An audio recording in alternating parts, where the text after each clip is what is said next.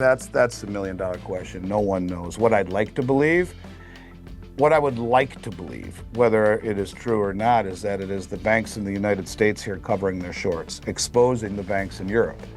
That's kind of Tom Luongo's angle, so to speak, that Trump is kind of going after the Bank of England and the European aristocrats who he believes was behind the color revolution and the election interference, previous election, and that this is his way of getting back at them, leaving all of those banks over there massively exposed to short positions and what could happen, this contagion, while the West brings back all of their gold. Because normally when you short on COMEX, you go long in London. That's what the banks would do on paper. COMEX sets the price. London going long on a future delivery contract offsets your risk. There's no question. I think we are on the cusp of, or in the midst of, a new monetary system. And I think you can say that with the passage of the Genius Act and what it portrays. I think you can connect many dots that we can talk about, ranging from what's happening at the LBMA, what's happening on the COMEX, comments that have been made by folks like Stephen Miran or Judy Shelton, Scott Bessent, President Trump himself, the U.S. government reclassifying silver critical mineral, massive importing of gold to the tune of being the largest importer in the world right now, and everything connecting the dots together. To me, this is much bigger than just a sequence or a series of random events. I think it is a new system. I think it is, some call it a reset, some call it a new monetary system. You can call it whatever you want, but I will tell you, beware of the guy that says, or gal that says this time it's different, but honest to God, in every way it does feel different to me on many levels, and happy to dig in whichever way you'd like to go on that topic. Silver has moved to the forefront of strategic discussions, and not only because of its industrial importance. Its role within the financial system has long been influenced by deep structural imbalances. Major Western banks have maintained unprecedented short positions on silver, creating pressures that recently intensified as inventories in major hubs like London reached historic lows. Nations increasingly recognize that silver is irreplaceable in electronics, energy systems, and defense technologies. With its recent reclassification as a critical mineral in the U.S., attention has turned toward who controls its supply and what happens if physical availability fails to meet the massive paper exposure behind it. Well, I think there's a lot of, there's some symbolism there for sure. You could also call it drive-by shooting, but yeah, it is. I mean, it's, look, silver to me, in maybe a broader context, if you talk about what was inside of Building 7, a building that fell, as if it was an organized demolition and supposedly had nothing that hit it other than fire. Fire wouldn't cause a building to fall that way. And I don't care, this is not about conspiracy theory. I mean, do a little due diligence and watch it, and you have a hard time, at least I do, have a hard time believing that it was as a byproduct of the Twin Tower disaster. It was something completely different. However, with all of that being said, I think that's kind of what he's hedging at. And if you look at what silver represents to the system, people focus too much just on the fact that you have all of these very large institutions, 8 Western banks who have suppressed silver for a long time. That's not even disputable. 8 Western banks have held the largest concentrated short position in the history of any commodity ever traded on COMEX. We're watching the bleed down of physical supply out of London literally create an existential threat to some of the largest banks in the world. And I think it's been exposed by countries, it being the suppression, whether it be to fund the military-industrial complex for their desire to have high-tech weaponry, which needs copious amounts of silver, or whether it just be the fact that the U.S. just reclassified it a critical mineral, and the realization, thank God, in this administration that it is indeed critical, and you need it for so many things that really there is no substitute for its conductivity principles. And not only that, its resurgence in the last several years as a monetary asset. The disconnect between physical metal and its paper representation has never been wider. Spot markets are showing persistent backwardation as buyers demand immediate delivery instead of future promises. Lease rates, typically negligible, have surged to levels that signal acute strain within the system. Meanwhile, global vault data shows steady outflows of silver, raising questions about where the metal is going and who is quietly accumulating it. If a major delivery failure were to occur, it could create a shockwave reminiscent of past financial crises. Because the same institutions involved in metals also underpin global currency, bond, and derivative markets, the risk is systemic. You realize that there's a 140 million ounce float in London, the lowest there's ever been in the history of their recorded, since they started keeping records in the 140-year-old exchange. Trading 600 million ounces of spot contracts a day, what could possibly go wrong? Add to that, you have up to 2 billion ounces in contracts out there that could stand for delivery against 140 million ounces. Now, if there were a failure to deliver, I think this is kind of what he's getting at, if I were to kind of figure out what he's thinking, is that the systemic contagion nature of that, not only would it bring down many of these very large institutions on their trading desks in metals, but these banks are far more than just trading metals. These banks have their fingers in every pie on the planet. And you're talking everything from interest rates to currencies to markets, across the board. The ramifications would bring you back to 2008, where they claimed that we were staring into the abyss, and if we didn't bail out AIG in the system, well, God knows what would have happened.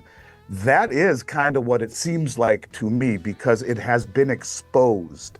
And the fact that the countries that have exposed this manipulation, this suppression in commodities, in real commodities, and silver really being a linchpin of it because of the massive amount of rehypothecation.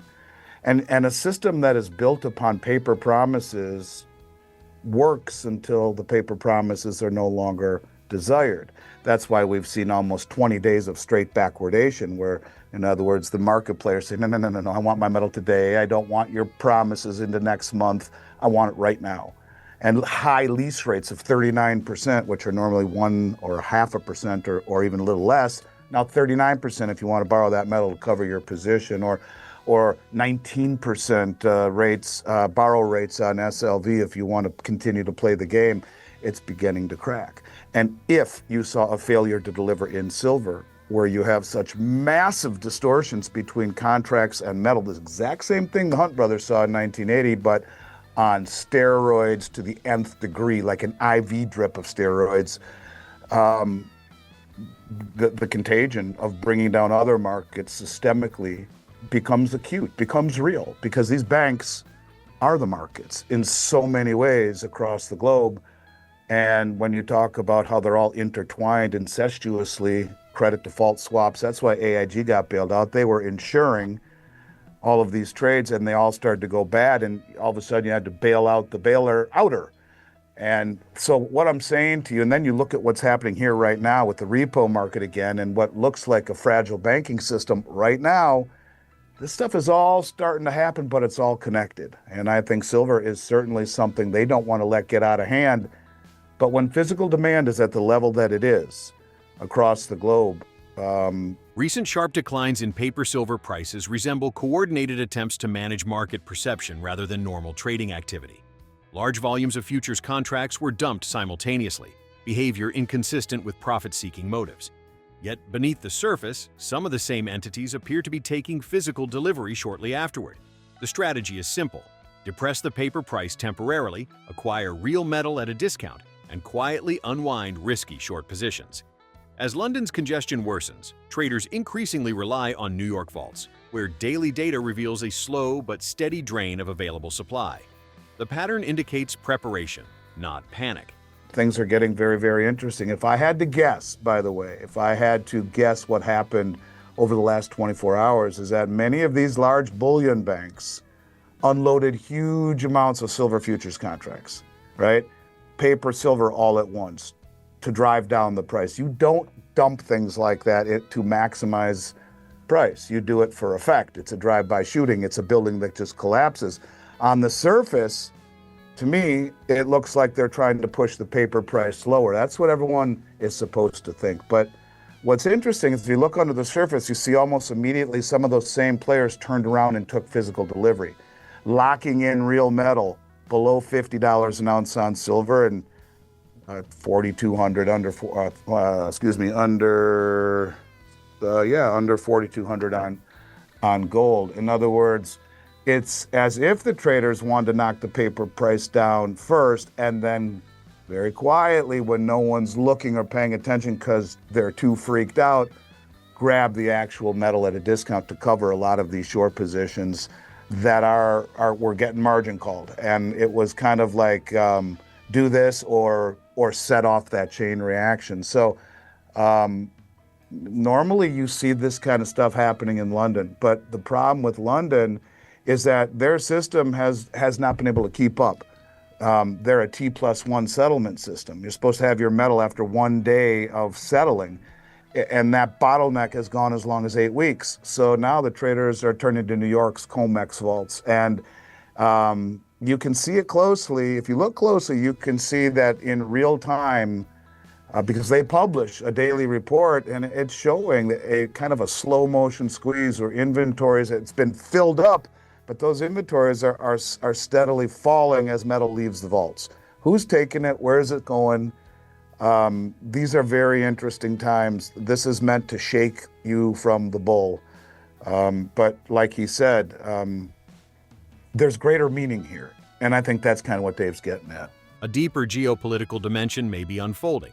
Some analysts believe a quiet struggle is emerging between U.S. institutions and European banking structures, each attempting to protect their respective financial frameworks. The enormous inflow of gold into the U.S. in recent months has raised questions about who is buying and why. If domestic policymakers anticipate a restructuring of the monetary system, consolidating gold and silver reserves at home would be a logical first step. Historically, nations preparing for currency reform or financial defense begin by strengthening their asset base, reducing external vulnerabilities, and ensuring control over strategic resources. That's the million-dollar question. No one knows. What I'd like to believe, what I would like to believe, whether it is true or not, is that it is the banks in the United States here covering their shorts, exposing the banks in Europe. That's kind of Tom Luongo's angle, so to speak, that Trump is kind of going after the Bank of England and the European aristocrats who he believes was behind the color revolution and the election interference, previous election, and that this is his way of getting back at them, leaving all of those banks over there massively exposed to short positions and what could happen, this contagion, while the West brings back all of their gold. Because normally when you short on COMEX, you go long in London. That's what the banks would do on paper. COMEX sets the price. London going long on a future delivery contract offsets your risk. And now they bring back that metal to cover their short, and I would like to believe it is then leaving and going to the Treasury Department on a deal struck with the Exchange Stabilization Fund. Now, I don't know this to be true, and no one has said it but me. Maybe I'm an idiot. I don't know, but I look at the United States importing all this gold. Who the hell is importing billions and billions and billions and billions and billions and billions and billions and billions and billions every single week coming into COMEX? Who is it? And who do you think's buying all this silver if indeed the U.S. government just reclassified it a critical mineral? Is it possible that the same group that got in Trump's ear that said, look, the world is being drained of its commodities, and our banks have been playing this game to support not only the strength of the Western market, the illusion of bond supremacy and dollar supremacy by keeping gold low, Gibson's paradox, the inverse relationship between real interest rates and gold, but they're exposed in a massive way, bring down the West. So we need to have them bring their metal back, and we'll call it under the guise of tariffs and arbitrage. We'll fool everyone. They'll get their shorts covered by bringing back the London metal, and this back and forth between the two, maybe London will think it will come back like it always does, and some may have just gone back, right? Because there's been a $2 or $3 spread called backwardation, which you never see in this market. It's very rare. It's also very bullish, where people can sell a contract on the futures market at $1.50 back, or buy a contract at $1.50 back, and do the opposite in London at spot and make that arbitrage. Well, some of it has gone back there, but most of it, I would believe, if I had to guess, was a deal struck between the bullion banks and the Treasury, where they said, A, you need to get your house in order and get covered. You can't be short like this when the world is accumulating. And B, we need it. So we're going to work out a deal with you. You're going to bring it back and then you're going to give it to us. We'll pay you for it, but we need silver. It's now a strategic mineral, critical mineral, it was reclassified. And gold, I do believe, you listen to Judy Shelton, and I've had her on now twice, I believe her. They're going to peg gold to the back end of the bond market for a reason. We can get into as deep as you want on why that is and what the Genius Act in combination with that means. But the first step in any of these endeavors would be to get your house in order when you have short positions that, in all honesty, are an existential threat not only to these banks, but to the entire Western financial system as the contagion. If they get a failure to deliver in silver, what does it mean about their Treasury Department or their interest rate department or their Forex department? Who's going to trust them if one of the systems that they have been running forever collapses on a failure to deliver? And what does it mean for everything else? So it is much bigger than just the fallout from a failure to deliver. It goes much, much bigger than that. If global markets are indeed approaching a threshold, silver and gold may sit at the center of the transition. A failure to deliver in silver could trigger cascading distrust across interconnected banking operations, affecting everything from currency swaps to interest rate contracts. Policymakers who have discussed commodity-linked mechanisms for stabilizing bonds or currencies appear to be laying intellectual groundwork for a hybrid monetary model that blends modern digital tools with hard asset anchors. Whether the shift is deliberate or forced by market realities, signs of strain are growing. For investors and institutions alike, the message is clear. The old assumptions no longer hold.